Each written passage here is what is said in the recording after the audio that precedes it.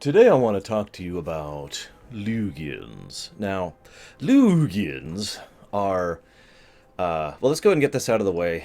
Several of my races in my setting are absolutely, and I freely 100% admit this, based off of races from the MMO Asheron's Call. Most of that is in terms of some basics of their appearance and their name. But if anybody's been paying attention to my setting at all, you know, for example, the Olthoi are completely different in every other way. Um, Admittedly, if I ever was to go a little more public with this, I would probably change the names, and that's it, because that's all that really is the same as the original. But for now, to avoid confusion, we're going to continue calling them Lugians and Olthoan mites and all that fun stuff. So the Lugians are very tall individuals. In fact, I just meant to leave this up here. They average from 20 to 30 feet tall. Yes, I actually have my notes up here for this one. Yes, Lugians are quite large. They're huge. They're very stocky.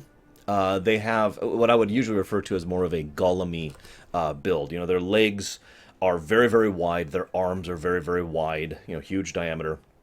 They don't have a particularly tall torso, and they have a small, squat head. If you could, I don't have a good way to parallel it. I really wish I was a better artist, but you know, they aren't very agile or dexterous is what I'm trying to say. Now they do have proper fingers and usage thereof, but those fingers, the only reason they work well at all in a modern setting is because of the fact that they have very, very rough skin, which gives them a great deal of friction, which means a Lugian can usually pick up something like this, even if he can't pick it up like this, if that makes sense, because they have less dexterous digits. The Lugians, being so large, of course, you're probably thinking, "Wow, I didn't know Guido was that big." Well, he's not. See, every now and again, there's a recessive trait within Lugian genetics, and they've tracked this over the years, that leads to basically a runt being born. Now, these runts are much shorter, literally less than half the overall height. A runt's top end for height is at about 8 or 9 feet tall, so or about 3 meters if you prefer. So very, very much, much, much shorter, and that's what Guido is. As kind of a rule, unless a player argues with me, I have this rule as a GM. Basically, I don't mean argues. If a player wants to play something I normally wouldn't allow, I say, okay, sell me on it. And then the player has to come up with reasoning and purpose and try to convince me. Like, if you want to play a blue mage, if you want to play a violet mage, if you want to play a human, if you want to play a full-sized Lugian, you know, that kind of a thing.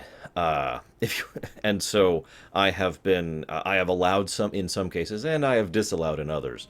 In Guido's case, I actually don't think I properly vocalized the fact that he was going to play a midget rather than a massive. But it seems to have worked out well, and he is still a giant by most people's standards. And, you know, I'm sure things would be even more awkward with a 30-foot tall behemoth stomping around.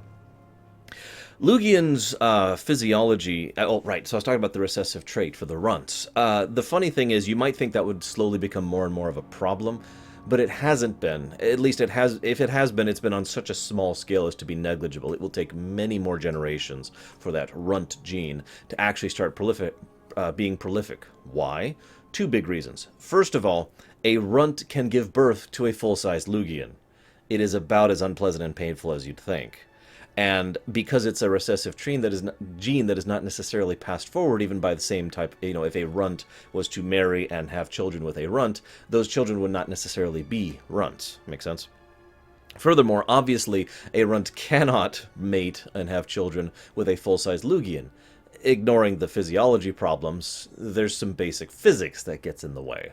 And there's a little more backstory about why this exists, but that's not really relevant here. That's just flavor lore, nothing really relevant.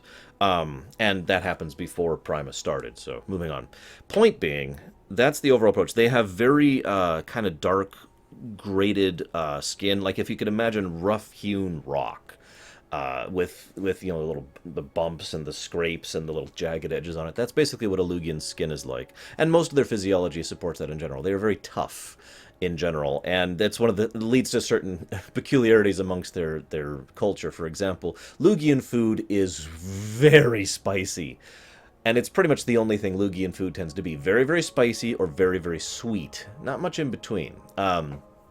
And, like, for example, there is such a thing called Lugian rock salt. Not the fake rock salt, which is actually lace lice, but actual Lugian rock salt, which is so caustic and so violently acidic, it will literally burn, literally burn through your tongue if you don't have as strong of a tongue necessary to endure it. But, of course, to a Lugian, it tastes good.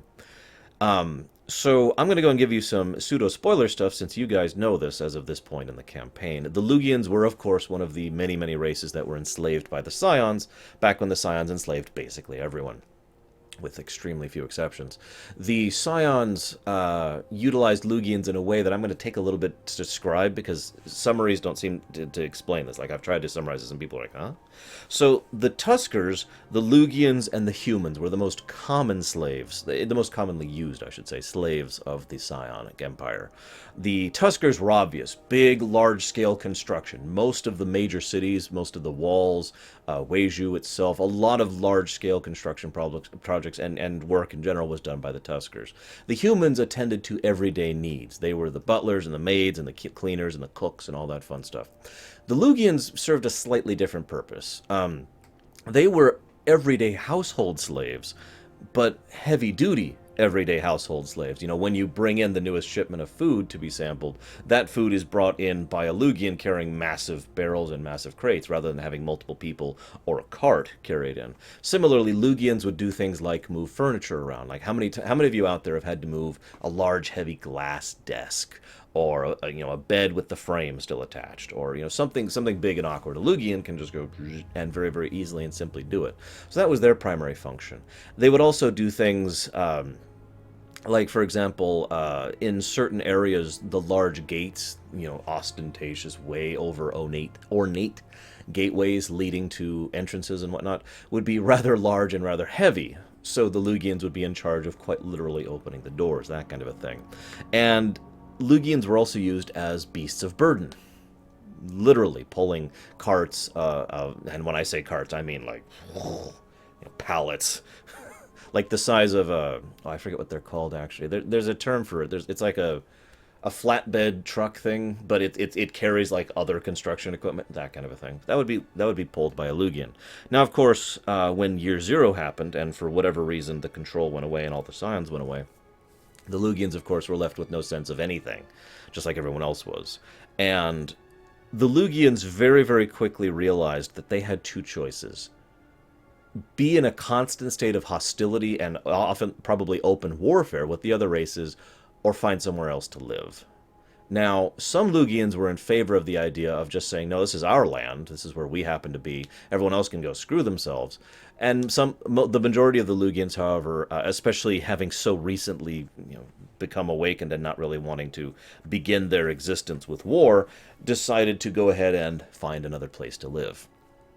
So the Lugians basically migrated en masse very, very soon after Year Zero. About by the time of Year 8 or so, most of the Lugians had already migrated to the Osteth mountain range, which is at the southern end of the continent. And the Osteth mountain range, as it happens, is an incredibly deadly, dangerous place. It was back then as well. It has gotten more livable because technology and magic have both advanced to make the range a lot, well, basically to bolster defenses is actually what it boils down to.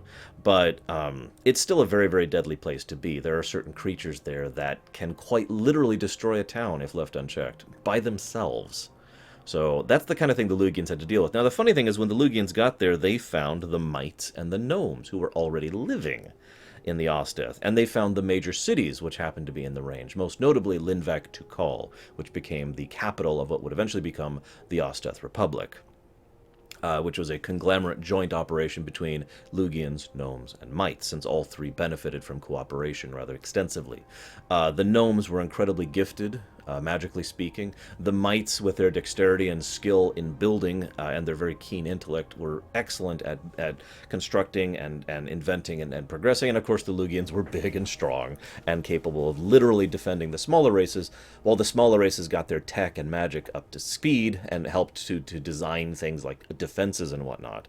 So yeah, it was a very beneficial cooperation between the races. Lugian culture lends itself towards the idea of service. This is probably naturally due to the fact that a Lugian probably within a few months of being born, will already be aware of the fact that their lives are in constant danger. There are very, very strict rules in place nowadays about who can travel when and where and why and how and all that fun stuff. But back in the day, deaths were actually extremely common, even amongst Lugians, and big, strong as they are, because of the tremendous and horrific dangers of the Osteth mountain range. Furthermore, to give you an example of what I mean, and I've actually made this point several times, the Osteth military is arguably the strongest military in terms of like just pure stats in the world at the moment, or at least in the known world, but in the continent. But they're probably the worst military if they were actually go to war with any of the other military powers there, because they're just not trained for that. They are not a military whose purpose is fighting other nations or defending from other nations. Their entire military is devoted towards keeping the people safe in the Republic, in the mountain range, and dealing with the many horrific threats that are there. This concept was very deep seated into Lugian culture. This is going all the way back to when they first settled the Osteth range, and actually, it started off as just basically uncoordinated militia. Certain Lugians who lived through sufficient number of battles would share tactics and traits and concepts and whatnot of exactly what these creatures would do and how they would function, and be able to spread that word, and over time this organized into a proper military. So any given Lugian has a very strong sense of service of others. This is actually true even in Guido. I know we all make fun that Guido is evil, but let's be 100% clear. The reason Guido has been trying to grab more and more power, both politically and personally, is to help the world. It is still in his culture, in his nature, to try and serve others. This is there are of course exceptions, as there always are, but this is just the culture of the Lugian people in general. They also believe very strongly in the ideal of cooperation. I don't want to go too much into the Republic right now because that's kind of a separate topic, but to give you an idea of what I mean by this, because this is a byproduct of Lugian culture, the Osteth Republic has a senate. Each city slash town slash major city in all of the Osteth Republic has one representative, and that representative is sent to the Senate, and they have to have a 100% unanimous vote. 100% in order to go forward with any motion from the Senate itself. There's no actual head of the Senate. Chrysovis, I forget his clan, forgive me, but Chrysovis of blank is... Oh, actually, I have it written right down here.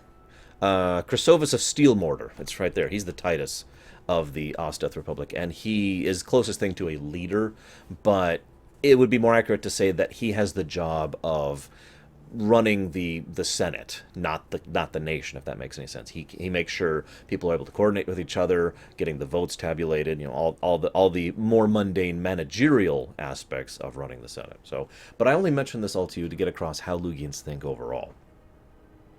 Hang on.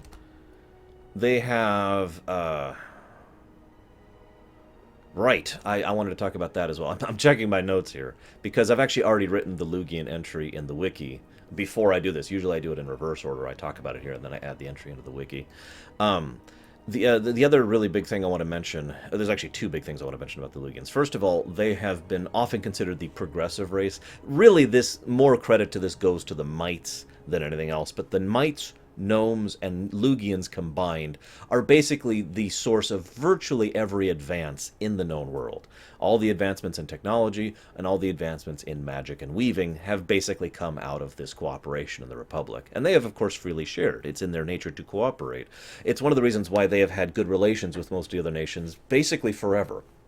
They don't really care for certain aspects of show culture, but they have still coordinated and traded with the show many, many times. It is worth noting that in the whole of this entire situation that's been happening ever since the campaign started, no one has ever even breathed a word of declaring war against the Osteth Republic, because there's so many reasons why they wouldn't do that. And this natural, yeah, sure, we'll trade with you kind of a nature is part of that. The other thing I want to talk about them is some people have actually asked me how the Lugians can function. They do eat food, they do enjoy that, but they actually require energy in addition to food, fuel, if you will, in order to function. And by energy, I mean literal energy, as in elemental energy or whatever they can get. Most people don't know this, but Lugians can actually operate off of non-elemental energy. But given this particular setting and the prevalence of elemental energy, that's what they happen to eat, if you will. Most Lugian towns, and by most I mean all Lugian towns, most Lugian outposts, some even Lugian houses, have a loci within them. And this loci's entire purpose, it's a custom woven device that basically acts as a battery for whatever the local ley line is. For most Lugians, this would be the ley line of darkness, which kind of makes sense if you think about it, darkness being the elemental energy of peace, tranquility, calm, that kind of a thing. For some it would be air, and for some it would be earth.